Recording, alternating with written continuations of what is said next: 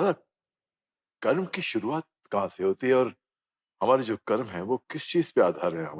हमारी सोच पर या हमारे संस्कारों पर? हुँ, किस चीज पर हमारे कर्म आधारित है? हाँ, जैसे ना मेरा सत्य स्वरूप ये जो है आपको मुक्ति देता है, लिबरेट करता है, शांति का अनुभव देता है। वैसे ही आपकी एक झूठी पहचान है। जिस दिन वो झूठी पहचान की शुरुआत होती है, उसी दिन वो कर्म का पहला क्षण बनता है।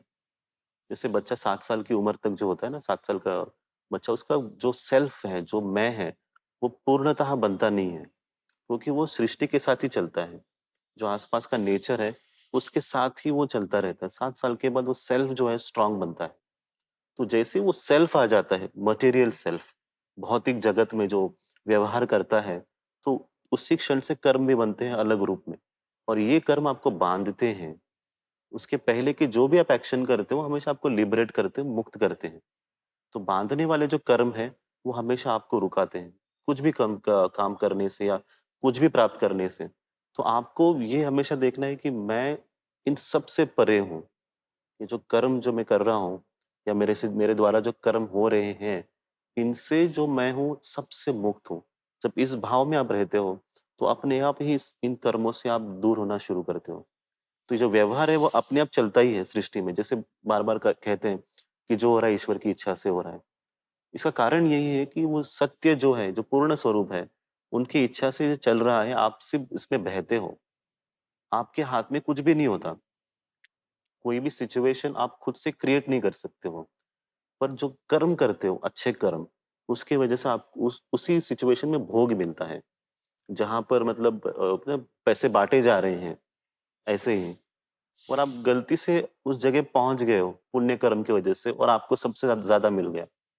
बुरे कर्म होने से या नफ़रत रखने से, दूसरों को द्वेष की नज़र से देखने से, आप उससे दूर होते जाते हो धीरे-धीरे। तो अच्छाई से भी दूर होते हो, बुराई की तरफ और बढ़ते हैं, और अच्छी सोच की वजह से आप अच्छे कर्मों के प्रति और झुकते हो। और जो सबसे बड़ा जो आपको गिफ्ट मिलता है ईश्वर से, वो आपको सबसे पहले मिलता है।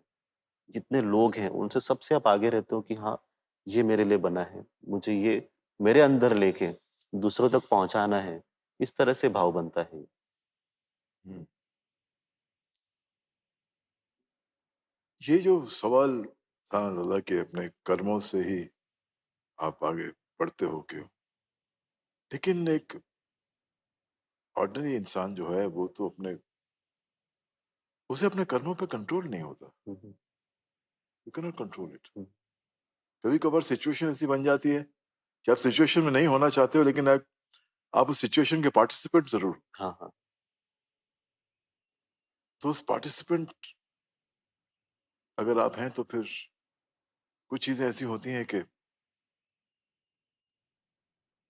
एक थर्ड पार्टी होके आपको अपने आप को देखना पड़ता है, जो हाँ, आप कह रहे हो हुँ, कि मैं कौन हूं। हाँ, हाँ, ये एक बहुत कमाल का मंत्र है हाँ, और हमें ये फॉलो करना चाहिए, क्योंकि हम उसी इंसान को नहीं ढूंढ पा रहे हैं जो हम खुद हैं, हुँ, जो सबसे नजदीक है। नज़दीक, हमें किसी और को ढूंढने की जरूरत नहीं जो हमसे 2 मील दूर बैठा हुआ है। बहुत सही कहा।